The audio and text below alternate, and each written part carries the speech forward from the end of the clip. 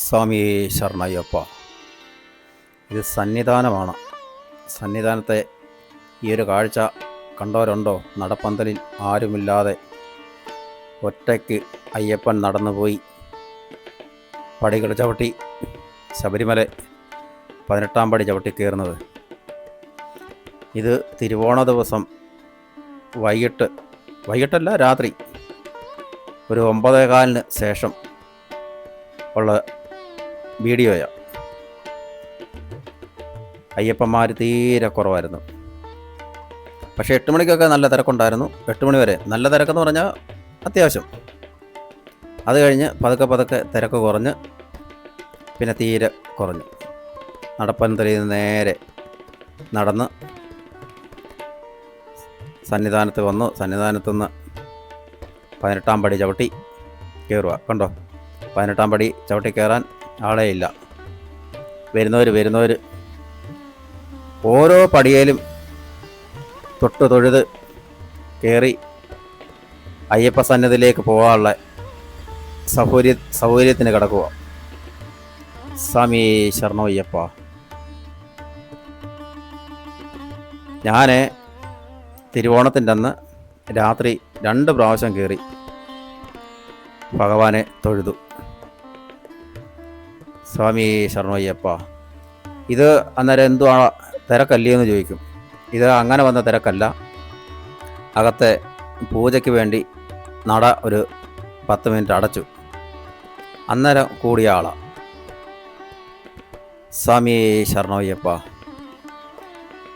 നമ്മുടെ ആ നെയ്യ് പൊട്ടിച്ച് ഒഴിക്കുന്ന അവിടെ വലിയൊരു അത്തപ്പൂ, അത് തന്നെ അത്തപ്പൂ ഒക്കെ ഇട്ടിട്ടുണ്ടായിരുന്നു. ഇതാണ് അത്തപ്പൂ. എല്ലാവരും ചവിട്ടിയെടുത്ത് ഇവിടുത്തെ സൈഡിലെ ഡിസൈനും എല്ലാം അങ്ങ് പോയി. ഇവിടെ വേണ്ട കൊടുത്തിട്ടുണ്ട് അഭിഷേകത്തിന് കൊടുക്കേണ്ട പൂക്കൾ എന്തൊക്കെയാണെന്ന്. അത് വായിച്ച് മനസ്സിലാക്കി ഇനി അഭിഷേകത്തിന് വരുമ്പോൾ എന്ത് പൂ കൊണ്ടുവരണം എന്ന് ഇതിൽ നിന്ന് മനസ്സിലാക്കി വേണം കൊണ്ടുവരാൻ. സ്വാമി ശരണയ്യപ്പ. ഇത് പടിപൂജയ്ക്കും അത്തപ്പൂ ഇടാനും എല്ലാം കൊണ്ടുവന്ന പൂക്കളാണ്.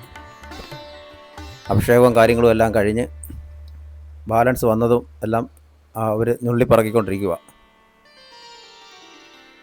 നെയ്ത്തോണി കണ്ടോ, ആരും നെയ്യൊന്നും പൊട്ടിച്ചൊഴിക്കാനില്ല. അതേ കണക്ക് തിരക്ക് കുറവാണ്. എല്ലാവരും കയറി തൊഴുതൊക്കെ പിന്നെ അവിടെ ഇരുന്ന് നെയ്യൊക്കെ ഓരോ ടിന്നിലാക്കി നെയ്യ് അഭിഷേകത്തിന് കൊടുക്കാൻ ഇരിക്കുന്നവരാ. സ്വാമി ശരണയ്യപ്പ. ഇതാണ് തിരുവോണ നാളിലെ രാത്രിയിലെ അയ്യപ്പ സന്നിധിയിലെ കാഴ്ച.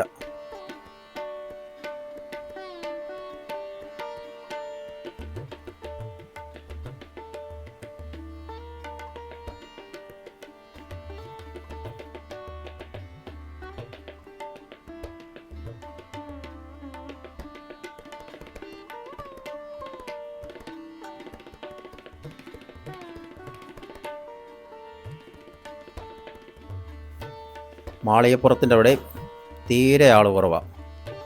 ആളേ ഇല്ല. ഇപ്പോൾ വന്നവർക്കൊക്കെ വഴിപാടിനുള്ള ടിക്കറ്റും എടുത്ത് വഴിപാടും ചെയ്ത് മാളികപ്പുറത്തമ്മേ കൺകുളിർക്കെ കണ്ട് പ്രാർത്ഥിച്ച് സങ്കടങ്ങളൊക്കെ എന്തൊക്കെയാണോ എല്ലാം പറഞ്ഞ് ബോധ്യപ്പെടുത്തി വരാനെ കൊണ്ടുള്ള ഇഷ്ടംപോലെ സമയമുണ്ട്. ആൾ തിരക്കില്ല, ഒന്നുമില്ല. മറ്റേ ആളിൻ്റെ തിരക്കിൻ്റെ എല്ലാം ഇടയിൽ ഉന്തിത്തള്ളി എന്തെങ്കിലും ഒന്ന് പറഞ്ഞാൽ പറഞ്ഞു. അങ്ങനായിരുന്നു. സ്വാമി ശരണയ്യപ്പ.